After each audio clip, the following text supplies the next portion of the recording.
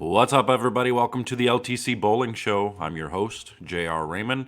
It is 9/20/2020 on a beautiful Sunday morning. I guess technically right now it's morning. Who knows when this will post? Who knows when you'll be listening to this? But as of right now, it's a beautiful Sunday morning. We're going to talk a little bit of bowling news today. We're going to talk about the PBA League. We've got some regional roundup, some news, some new winners and stuff there. We're going to talk about the new storm balls, the Axiom Pearl, and that fast pitch that's coming out. So we're going to get to all that here in a minute. So stay tuned.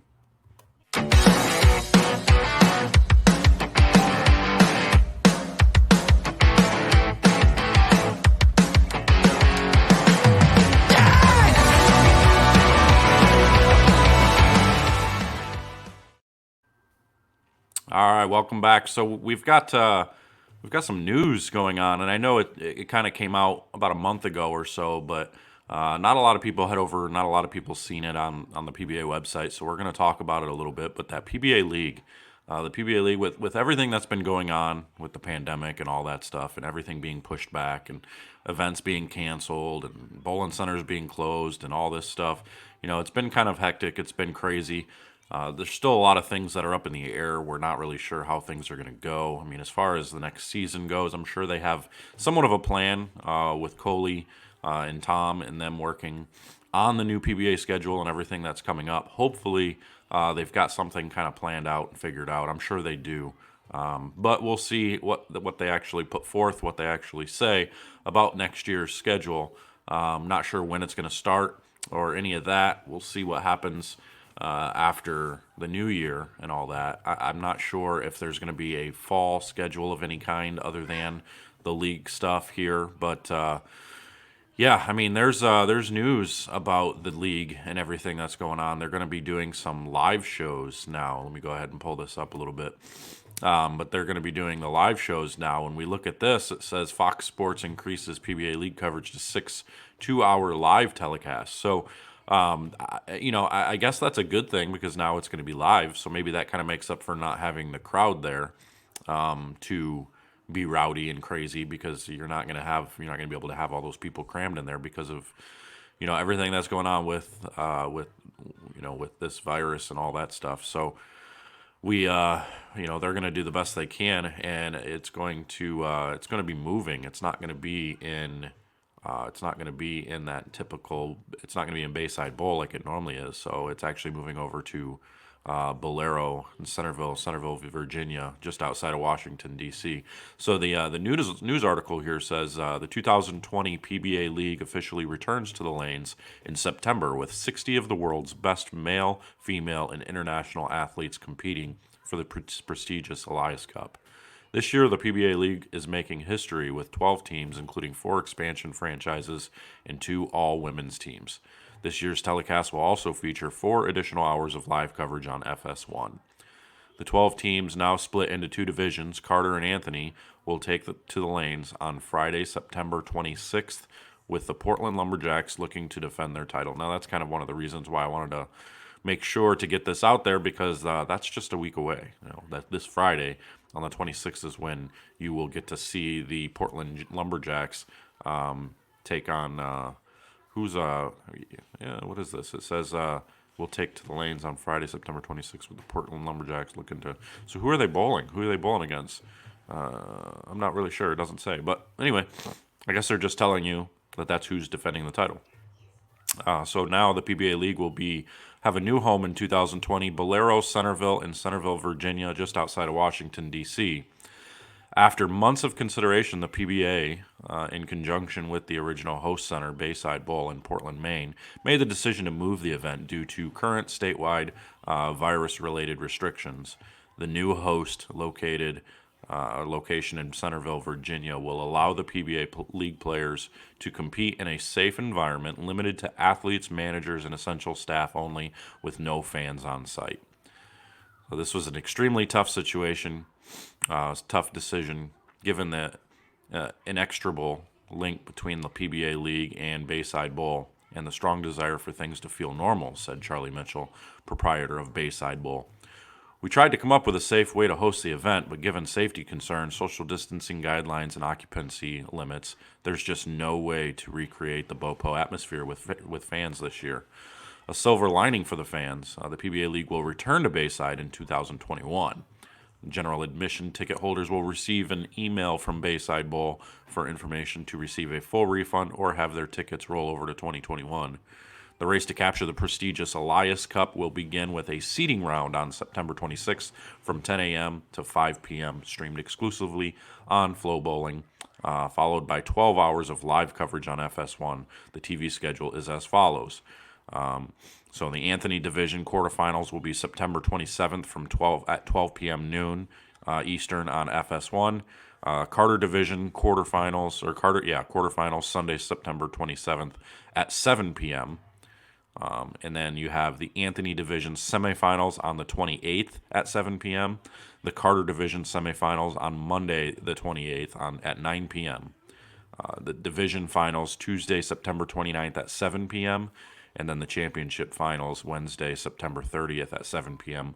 All Eastern Standard Time on FS1. Viewers can also live stream the PBA League Elias Cup on Fox Sports and Fox Now apps or at foxsports.com. Select highlights will be available on Fox Sports social handles across Twitter, Facebook, Instagram, and YouTube. International fans can watch live on flowbowling.com. So any of you international folks, I know we have some listeners and some watchers here. Make sure to head over to flowbowling.com. If you're not a subscriber, I would for sure become a subscriber over there. That way you can watch all of the league action, as you won't be able to see it on TV, but you could see it on Flow Bowling. So that's pretty cool. At least now they're moving forward with getting things moving, getting things going for, some of the PBA stuff that everybody's kind of been waiting for. It's been a little... like I said before, it's been a little crazy thinking about all the delays, the stops, the PBA players not really knowing what's going on. I feel bad for the PWBA players because they don't really even know what's going on. Although even they had to cancel their entire season this year. So some of these girls who've been working really hard getting ready for the events this year just weren't able to do it at all. And so hopefully next year, 2021 comes around and everybody will be back rolling normal again. So we won't have to worry about whether these guys and gals can make a paycheck or not. But moving on, we're going to go and head over and we're going to look at some of the results from the regionals this weekend. We had Brandon Curtis win his, what's it say here? I think it's his 4th career PBA regional title. So that's pretty cool. It says Brandon Curtis of Manson, North Carolina, compiled a 5-3 match play record in 15-game total, 34-46 to win the PBA AMF Townsend Lanes Open on Sunday. Curtis, a regular in the PBA South region, led qualifying by 69 pins. After a strong start in match play, he actually struggled with 163 and 178 games. And he ended up losing the lead to Stephen Earhart of Chesapeake, Virginia, with only 3 games remaining. Curtis recovered from this and closed with 269, 223, and 213 to earn his 4th PBA regional title, his first of the East region, and Earhart retained the runner-up spot with Alex Cavignaro of Messapec, hope I said that right, and New York, and Michael Rubin of Selden, New York followed. With the win, Curtis earned $2,200 and extended his winning streak to 3 consecutive seasons with at least 1 PBA regional title. Earhart earned $1,300 as runner-up, and Alex Cavignaro earned $1,100 for finishing 3rd, while Mike Rubin of Selden, New York, finished 4th and earned $960. The next stop in the PBA East region schedule in the PBA Bolero will be the PBA Bolero Wilmington Open in Wilmington, Delaware on Sunday, October 4th. So you got a little bit of time left on that. Just a few weeks. A little bit of rundown here. 5th place was Tim Foy Jr. 6th place, Irv Raines. 7th, Michael Martell. Terry Mize finished 8th. Andrew Sescriba finished 9th. My man, Danny Wiseman. Look at this. Danny Wiseman here. For you watching on YouTube, I guess I should be pulling this up so you could at least see the rundown here. Make it a little bit easier for you. Danny Wiseman finishes 10th. Sean Jones, 11th, and Michael Houts, sorry if I mispronounced that, finishes 12th, rounds out the top 12 there. So Nice win there for Brandon Curtis over in Townsend at the Townsend Lanes. So that's his 4th regional title. Hopefully, maybe he can pull off a 5th over in at Bolero in Wilmington. The other regional roundups was we've got Matt Russo wins the PBA Midwest Open. Let's see what it says here. Matt Russo, Fairview Heights, Illinois. I used to live over there actually when I went to school at McKendree, which I'm pretty sure that's where Matt Russo went. Either that or Lindenwood, one or the other. Compiled 5-1 match play record in a 13-game total, 32-24, including bonus pins to win the PBA Midwest Open at Bolero Lakeside on Saturday. Russo led the 7-game qualifying round with 246 average. Wow, that's pretty big numbers. Heading into the final position round match, Russo had a 29-pin lead over John Marsala of St. Louis, Missouri. Marsala had a chance to put the pressure on Russo late in the match, but an errant shot in the 10th secured Russo's victory. Marsala ended up 20 pins behind Russo, and Russo won $2,500 for first place, while Marsala earned $1,500 as runner-up. Other finishers there, Anthony Nauer finished 3rd, Kevin Williams 4th, Donald Lee finishes 5th, Mitch Beasley 6th, Drake Basie 7th, Nick Crummell finishes 8th, Andrew Lazarchik finishes 9th, Stephen Jarvish is 10th, Cameron Doyle 11th, and rounding out the top 12 is Colin Walsh for a bottom check of $600. So that's kind of what's cool about a lot of the PBA events is being, most of them are being, they pay out 1 in 3, and then you also get at least $600 for making the cut. Now, bottom cash is usually about $400 or $450, so it's still almost double your entry. So that's kind of nice. Unless you're a non-member, then you're paying the extra $60 or $80 or whatever it is to enter the event. But it is pretty nice to be able to see. At least you make a couple $100 when you bowl well and make the cut. With the exception of if you have to travel a bunch or if you have to get a hotel.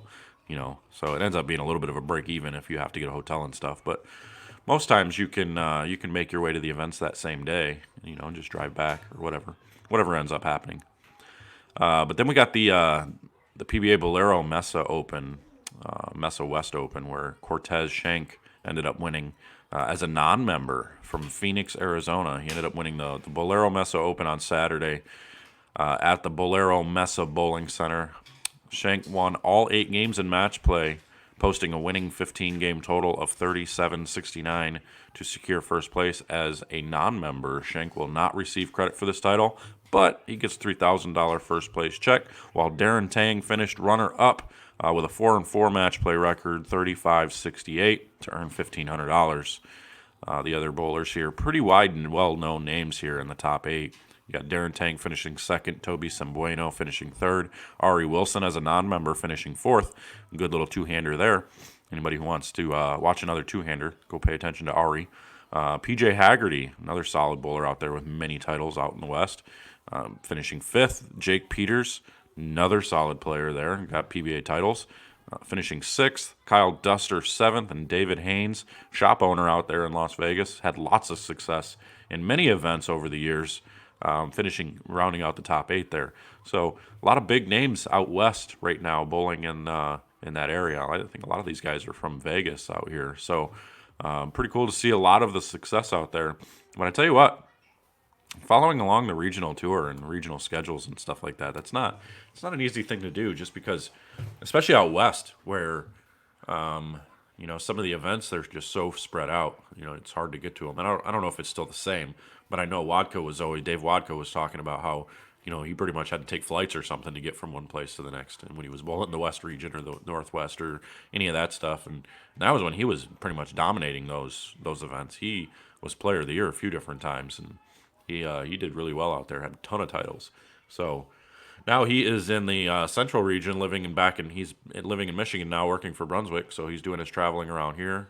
I think he's getting closer to being an old man, so he's going to be getting in that PBA 50 tour here, and I think he's got a couple of years yet, but he's getting closer. I always bag on him whenever I do see him and talk to him, but he's already should be bowling in the senior tour, but it's nice. I'm seeing him bowl a couple of regionals and stuff here and there, so I think now he's not working the big boy job, or not I shouldn't say that. He's not working as the big boss man for EBI like he was. So I think this cuts back a little bit, gives him a little bit more time to be able to focus on bowling a little bit more. So I don't know if that's what he's doing, but seem to be seeing him around a little bit more. So that's kind of nice. But this weekend we're bowling in is it Huntington or it's EJ's place over in Indiana. I think EJ's from Huntington. It's in shoot, where the heck is it at? I know it's on the tip of my tongue. I can't think of it. I'm gonna pull it up here on the website so I can remember where it actually is. It is in Bluffton. I knew it. It's right there, right by Huntington, right by Fort Wayne. Bluffton, Indiana, is where his home house is. Easy Bowl, I believe they call it. But him and his parents and his brothers. His brother owns that place, and they run the shop, and they do all that stuff out of there. And so we're going to be heading over there this Friday for the regional, bowling on 43 feet. So a little bit longer pattern than normal. And I think he did it on purpose because he just came out with his new ball, that VIP, and that ball looks good in the middle of the lane. So that's probably why he did it, so he could showcase that ball off a little bit. So I'll make sure to take mine too, if it should be on the list. Maybe it's not. I don't know. I'll have to look, but it might not be PBA approved yet. But we will see. If it is, I'm going to take it with me because I know he's going to make sure that ball looks good. But anyway, that's the roundup of the events and stuff. Like I said, we're going to down there. If you're in the area, come stop by and say hi, and come see the players and do all that good jazz. I don't know how many people they're going to let in the building, but just being a small place, I'm sure they'll be able to do something. But that's all I got for you today. Just kind of wanted to run over that news, make sure everybody knew about the PBA League that was coming up this Friday. Remember, this Friday on FS1 starts the PBA League and days after that. So make sure to pay attention to that. Any international folks, make sure to subscribe to Flow Bowling at flowbowling.com if you want to be able to watch all that PBA League stuff. So it's going to be fun. It's going to be cool. I'm sure they're going to make it just as exciting, even without the crowd. And some people may say it might even be better without the crowd because I know there were I saw some stuff lingering around where people thought the crowd was kind of too gimmicky or it was too much. It just took away from the bowling and this and that. So we'll see what happens there. But otherwise, this is all I got for you. I'm going to get out of here until tomorrow or until whenever I decide to do another one of these things. But actually, we were going to talk a little about the Axiom, weren't we? The Axiom Pearl did come out, or it is coming out. It's coming out next month. But today is the day where you can actually put the videos out. I don't have my video done yet. I'll do that tomorrow. So mine will come out tomorrow. You'll see the Bowler X channel and my channel come out with the Axiom Pearl and the Fast Pitch. But those are soon to come. Axiom Pearl I'm pretty excited about. I did throw it a little bit the other day. And it's going to be a very good symmetrical pearl. It's going to give you a smoother pearl reaction. It's not like that Parallax. The Parallax was a little too smooth. This one still had pop down lane. This one still read the middle of the lane and had a little bit of pop. It just wasn't crazy. It didn't go over. It wasn't super dramatic. Kind of reminds me a little bit, even though it was asymmetrical, but the Halo Pearl. The Halo Pearl for me didn't go crazy down lane either. So it'll kind of remind me of that. Maybe it'll fill that gap in that pearl range. But I don't really have a good solid pearl in my bag as far as a symmetrical pearl. I have that Bloody Ocean, which is an asymmetrical pearl. So other than that, I've got like afterburners, but they're much, much weaker. This is a stronger pearl. So having a nice strong pearl in the bag will be good. But that review will come out tomorrow, so pay attention for that. You're going to see that out on the YouTube channels, basically, or not basically, it is going to be out on the YouTube channels on the Bowler X channel and as well as the JR Raymond page. So make sure to pay attention for that. Those will be coming out. But that's all I got for you today. If you got questions about all that, make sure to hit me up. Those of you who want to support the Anchor or support me on my podcast, make sure to head over to anchor.fm. You can hit that support tab and support however you'd like to support. That'd be great. We appreciate that. I am looking to get a couple of more cameras, so that's hopefully how I'm going to be able to do that, is getting some support from guys. But I'm going to put up a couple cameras, give you a couple different looks in some of these reviews and all that stuff. So for those of you on YouTube, make sure to hit that subscribe and like button. Hit that notification bell so you get all those notifications for everything that comes out. But until next time, guys, I'm out of here. We'll see you guys tomorrow.